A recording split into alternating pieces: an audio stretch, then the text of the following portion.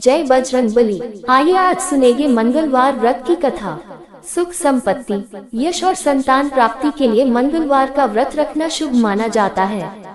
हनुमान जी से जुड़ी मंगलवार व्रत कथा का पाठ करके इस उपवास को पूरी श्रद्धा के साथ पूर्ण करें। तो चलिए सुनाती हूँ मंगलवार व्रत की कथा। एक समय की बात है, एक ब्राह्मण दंपत्ति की कोई संतान नहीं थी, जिस कारण वह बेहद दुखी थे। एक समय ब्राह्मण वन में हनुमान जी की पूजा के लिए गया। वहां उसने पूजा के साथ महावीर जी से एक पुत्र की कामना की। घर पर उसकी स्त्री भी पुत्र की प्राप्ति के लिए मंगलवार का व्रत करती थी। वह मंगलवार के दिन व्रत के अंत में हनुमान जी को भोग लगाकर ही भोजन करती थी। एक बार व्रत के दिन ब्राह्मणी न भोजन बना पाए और न ही हनुमान जी को भोग लगा सकी।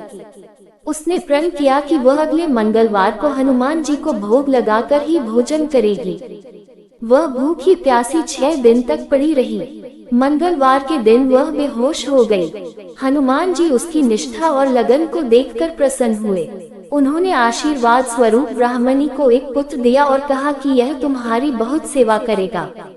बालक को पाकर ब्राह्मणी अति प्रसन्न हुई। उसने बालक का नाम मंगल रखा। कुछ समय उपरांत जब ब्राह्मण घर आया तो बालक को देख पूछा कि वह कौन है। पत्नी बोली कि मंगलवार व्रत से प्रसन्न होकर हनुमान जी ने उसे यह बालक दिया है। ब्राह्मण को अपनी पत्नी की बात पर विश्वास नहीं हुआ।